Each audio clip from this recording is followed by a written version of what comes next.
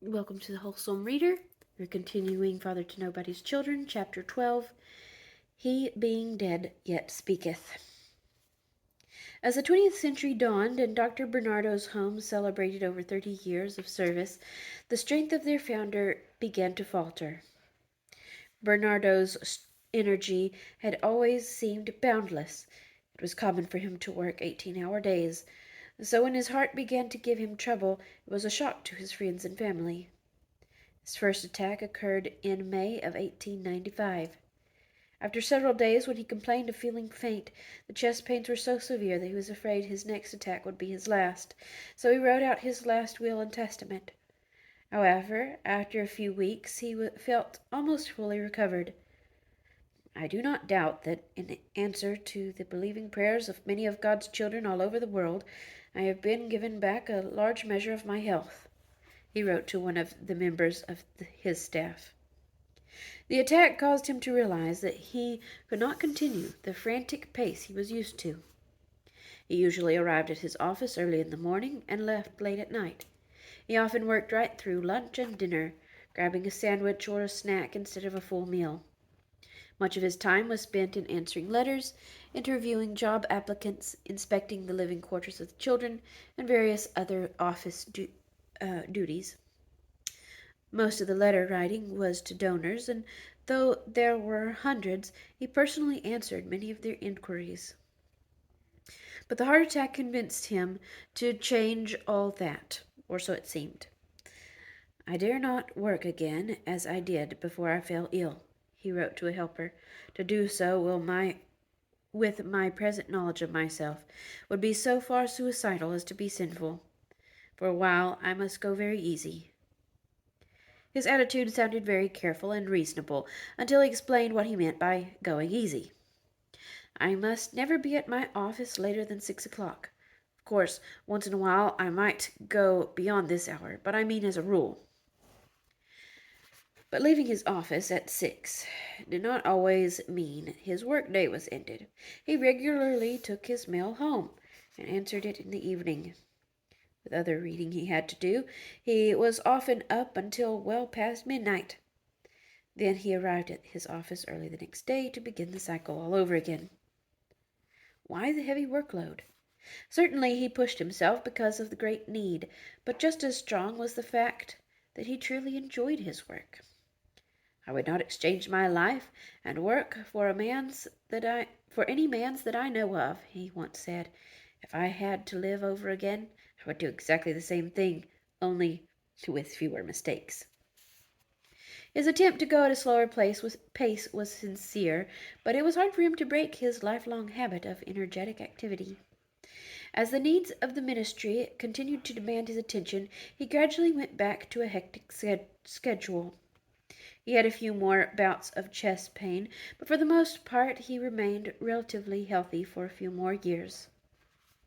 During this time he opened several new homes and enlarged others.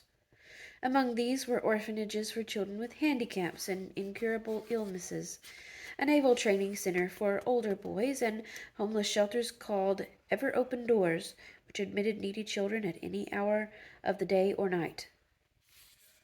He also took a trip to Canada to observe the branches of his work that had been started there. Canada was the key to one of Bernardo's greatest programs, immigration. Under this plan, boys and girls who had been taught a trade and demonstrated good character traits were matched with families in Canada.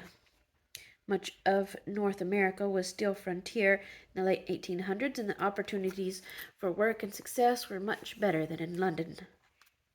Bernardo was not the first to have an immigration program, but he became a leader in the method. During his lifetime, he sent 17,000 children to Canada. The immigration program opened up a whole new life for these children and provided more room in the orphanages for the ever-increasing flood of street children. Another program which provided space in the orphanages was referred to as boarding out. Bernardo looked for good Christian families with modest incomes, families that had loved to give a homeless child, though not enough money to support one. The mission would supplement the family's income so that they could take in an orphan. The idea was unusual at the time, but is now known as foster parenting, the most common way of providing care for homeless children today. In the spring of 1901, he had a second heart attack and traveled twice to a special heart treatment center in Germany. By this time, his lungs were also weakened, and his family insisted he travel to warmer climates during the winter months. He paid a third visit to Germany for treatment in the summer of 1902. Bernardo was, by his own admission, a difficult patient. His trips to Germany could possibly have lengthened his life if he had been willing to set aside his work and allow the treatment time to succeed. But instead of resting, he had his mail sent to him and took a secretary with him so he could dictate letters. He was always troubled at being away from his work, the secretary said of the days at the treatment center, and would constantly think and speak of it. As soon as the treatments in Germany began to have a positive effect and he began to feel better, he would return home to his work. "I am afraid if you were a doctor, you would not like to have me as a patient," he confided to a friend. "I only obey my doctor when it pleases me to do so." During 1903, Bernardo continued to have minor problems with his heart, but the main threat to his health came in the form of a train wreck. 3 of his fellow passengers were killed, but Bernardo managed to escape the crash with several bruises and symptoms of shock.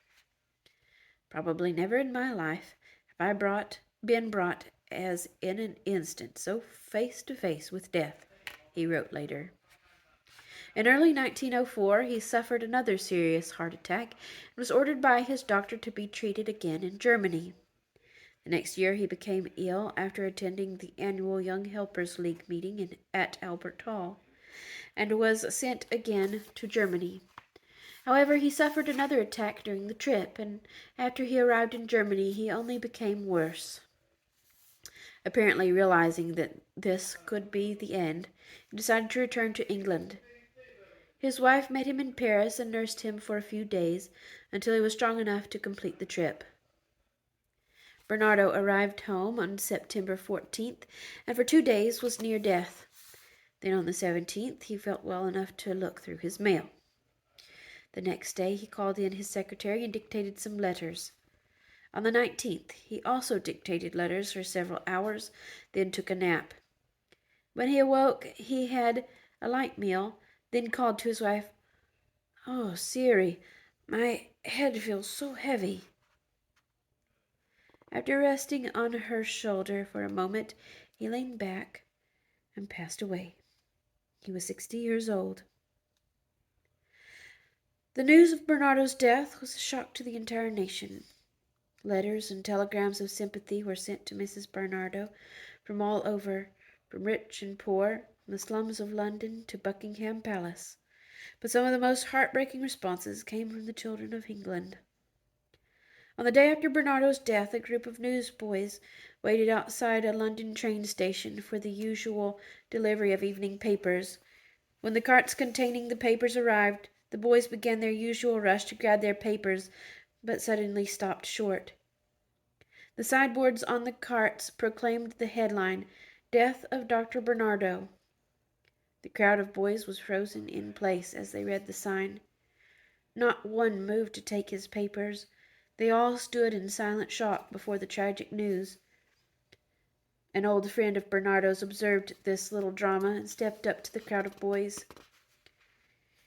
"My lad," he said to the nearest of the young mourners, "the boys of London have lost a friend." "Yes, sir," he replied, "and a good un, too." Dr. Bernardo's coffin was taken to the People's Mission Church, where for several days thousands of people came to pay their last respects.